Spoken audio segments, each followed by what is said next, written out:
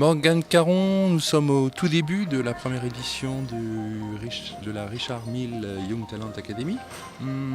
Qu'est-ce qui se passe pour l'instant pour les participants? Comment ça se déroule? Pour l'instant, ça se déroule plutôt pas mal. Nous sommes sur la première journée de sélection où nous avons dans un premier temps accueilli les 18 candidats qui ont été sélectionnés pour participer à cette sélection.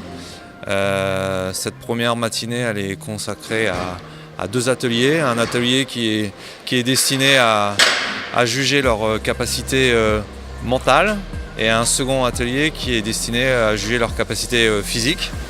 Donc par l'expérience qu'on peut avoir sur les pilotes de haut niveau, sur les contraintes que nécessite le haut niveau et ce qu'il faut générer comme préparation pour arriver à un niveau très élevé, eh bien, on a mis en place un programme qui va nous permettre d'essayer de détecter les pilotes avec des potentiels intéressants en prévision d'en sélectionner à la fin de ces 2 jours de formation, de sélectionner le meilleur qui commencera sa carrière en automobile la saison prochaine.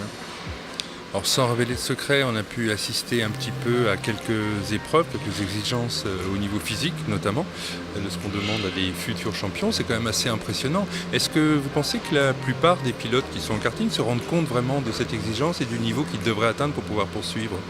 En fait, je pense que en karting, ils prennent un peu conscience de la nécessité d'avoir une préparation physique pointue. Après, jusqu'à quel niveau ils doivent pousser en termes de préparation physique, tout le monde est en deçà de ce qu'il doit être normalement réalisé.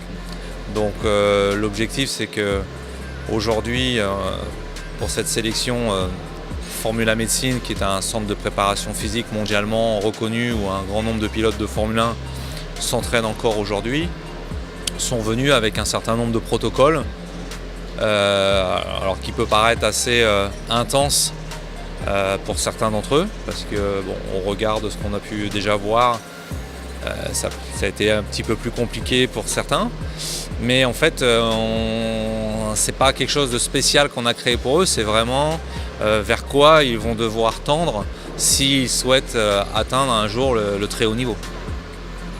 Donc au-delà de la sélection, comme vous le précisiez tout à l'heure, du meilleur qui pourra donc participer au championnat de France F4 2019, c'est aussi très formateur pour tous les participants.